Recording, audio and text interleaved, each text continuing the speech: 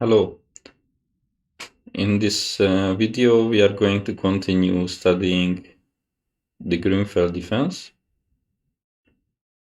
It will be a game between two legends of the game.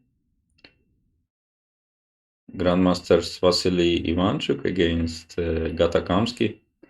The game was played in Moscow 2008.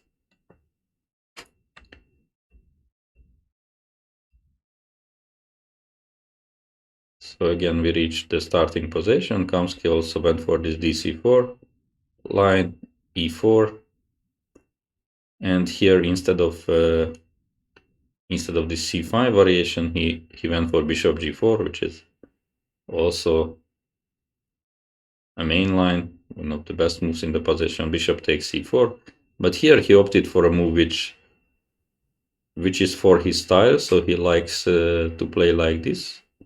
So not necessarily, right away entering complications. Also, we are talking about 2008, so he just returned to chess. So he was probably not ready to go for the sharpest variations, which are starting with, say, bishop f3, gf3, knight h5, for example. But went for a move like knight fd7, which is typical for the Grünfeld defense, but it's a little bit passive. And, white already has this central dominance with basically perfect development. So, like, as we were taught when, when we were young, that these are the most active squares for the pieces, like this is the natural development and really looks nice for white. Of course, it's not so easy, and there are many other nuances in the position. So black has different ideas. He has e5 in mind, for example, using the speed on the f3 knight, or playing knight b6. Probably that's the number one idea, to play knight b6. And with that, attack the bishop on c4 and also open the queen and the bishop to the d4 pawn. Combined with the pressure on the f3 knight can really cause some trouble on the d4 pawn. So Ivanchuk made a prophylactic move. He played bishop e2, not only removing the bishop from the attack, but also unpinning the queen. So here Kamsky played knight c6. Now bishop takes f3 wouldn't be that great of a move, I would say. Bishop f3, e5. So black can play e5, but he's not getting equality here after the. So if knight e5, we can just remove the bishop and play with the two bishop advantage. And the bishop e5, there are different ways to play actually here, but this one looks quite nice. And so white has a majority now on the king side, black has on the queen side, but since this knight is really, annoyingly looking to the d5 square, it's not easy to push c5, for example. So it will be much easier to push something like f4, e5 for white, and then bishop f3, for example. So it's a pleasant advantage.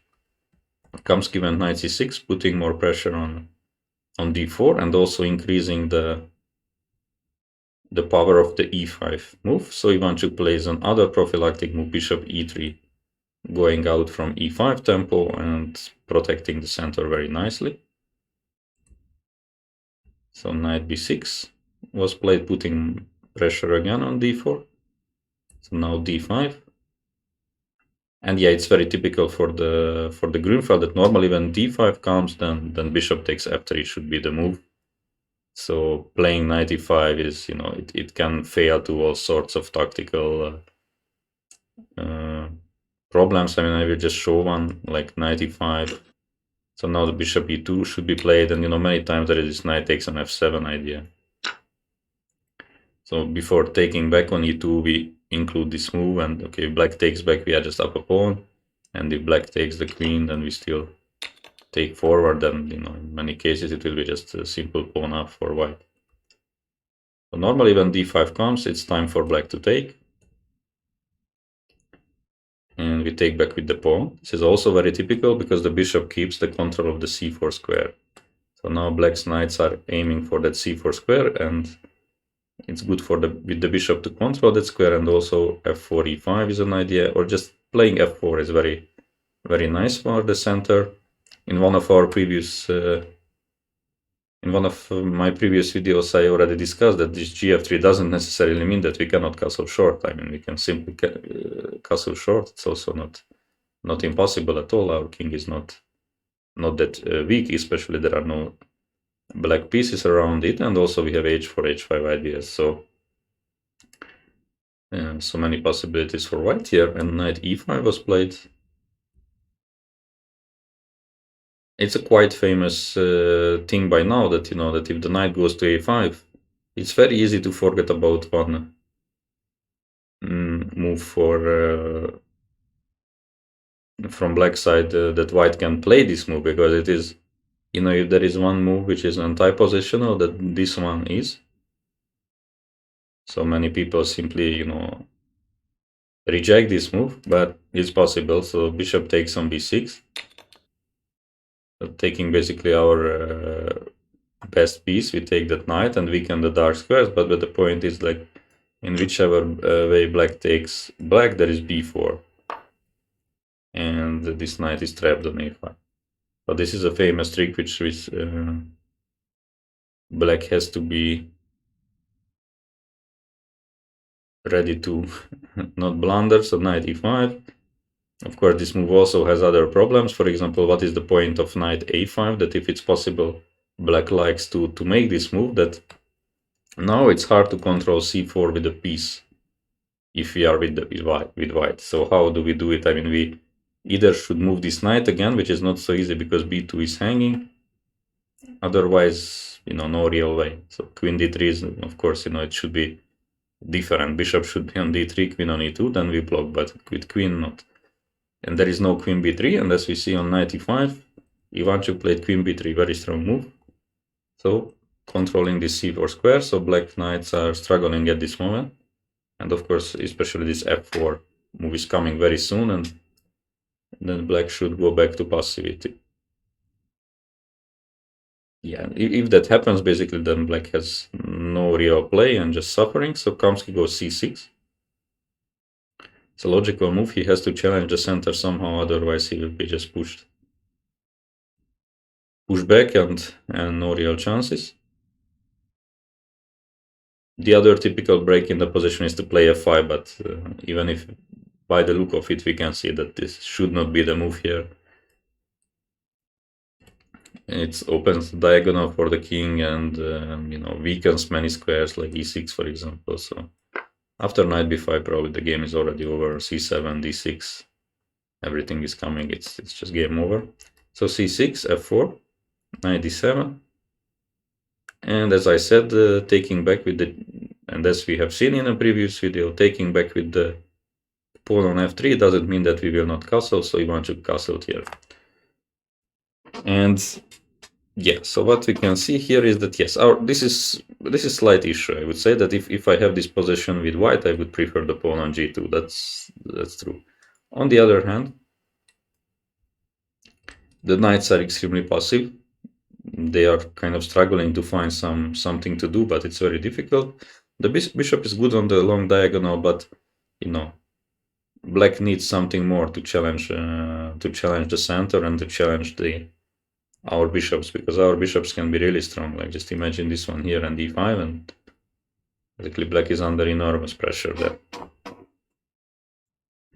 So Kamsky played queen e8 here, which is a mistake, too passive probably, but hard to give good advice. The whole line, I would say, is pretty dubious. So it's, as I have shown here, to allow this and not, if it doesn't work out move by move, it's just extremely risky to play like this.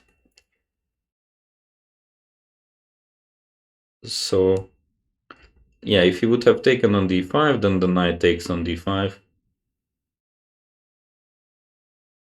If knight takes d5, then queen d5. So you can see the power of the bishops looking towards the queen side. b7 is already hanging, rook fd1 is coming. It's a pretty tough position. And if e6, then we can just take knight b6, and Very typical positional concept, when the knight is on one of these squares, then we can start advancing the flank pawn, and that's going to be extremely unpleasant for the knight. So white just has a huge advantage here.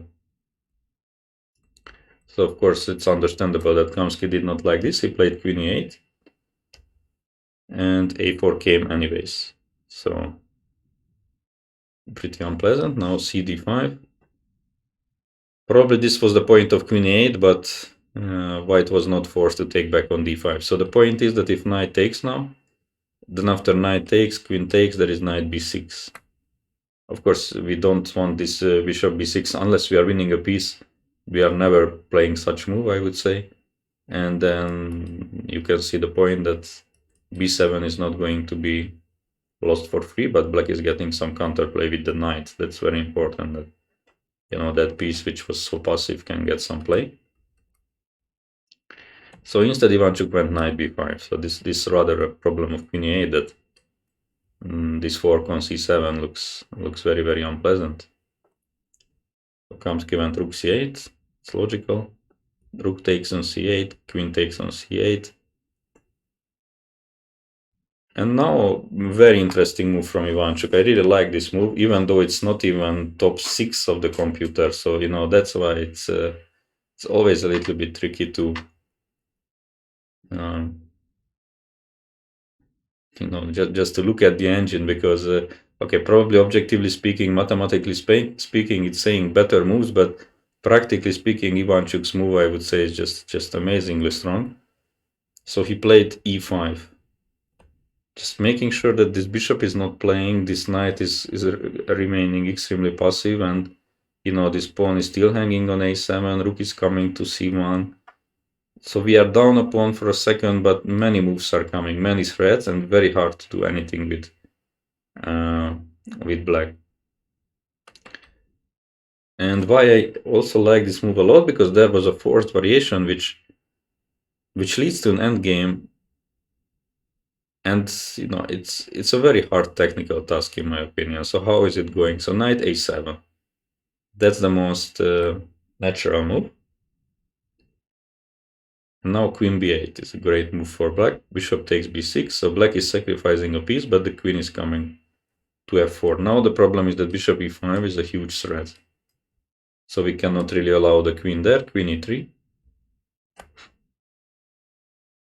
Queen takes on e3, f3, rook a8, knight b5, rook a4, ed, bishop b2. So this is one forced variation.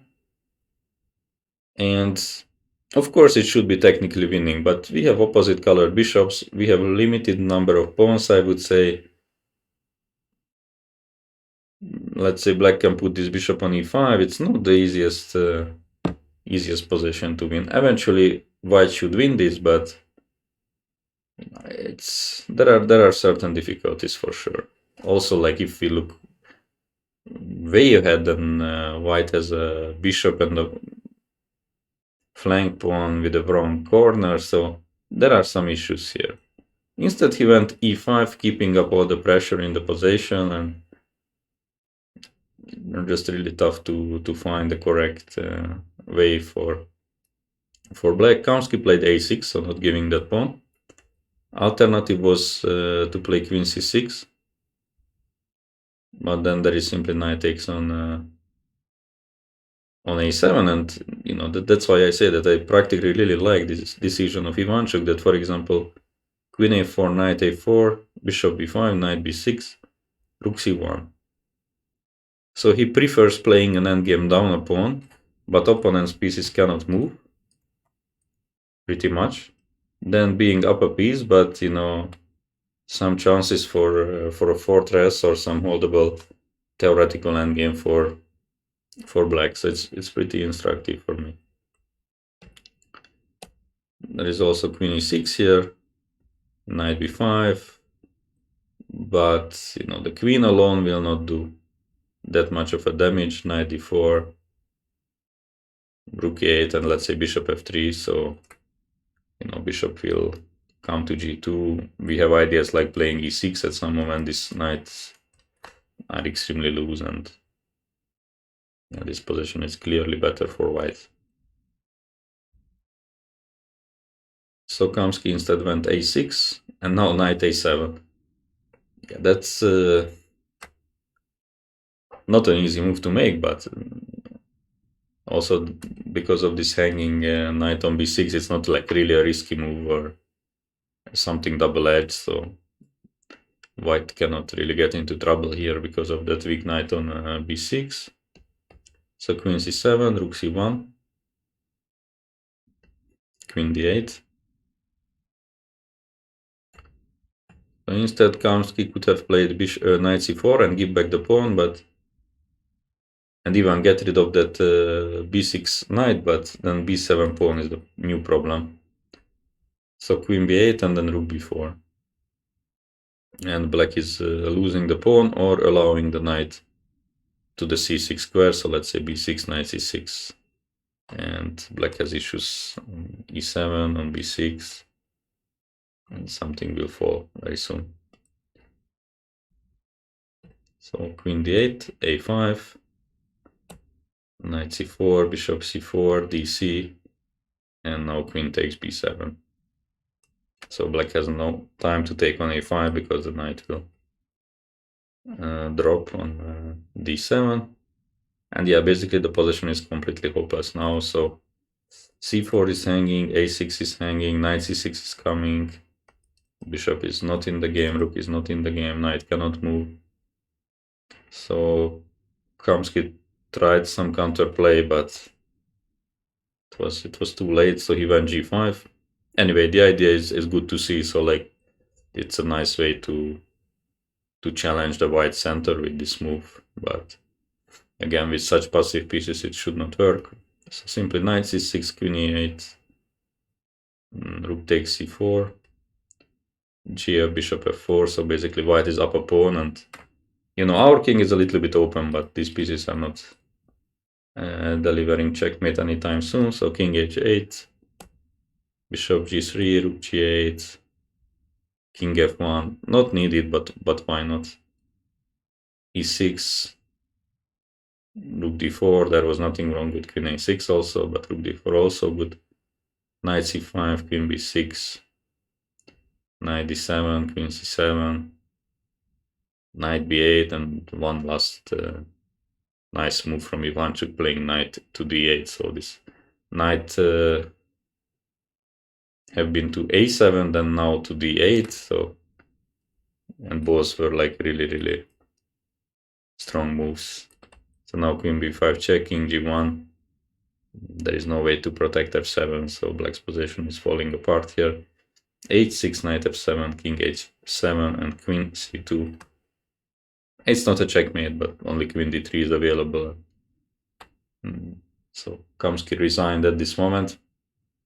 It's a pretty instructive game from Ivanchuk how to play against the Grünfeld when opponent is not playing in the most principled way, but gives us that one tempo, which means that we have the center, we have a good development, and we can also have the initiative basically. So yeah, instead of black, black was attacking the center, but Ivanchuk was fighting back with quite strong moves. So, and at some moment the roles were changed. So black was up material, but basically his pieces couldn't move. And I really like this e5 once again. It's a very nice practical choice and well calculated from white. All right, so this was our game for today, and again I would like to just very quickly remind you that if you like the video, I really appreciate if you subscribe or share or like or comment, anything like this, and also this thing that for 2.5 days our course with Angelica is for sale. So after that, I guess I will not say for a while this, but now sorry for saying it often. So anyway, I hope you liked the video, and see you very soon.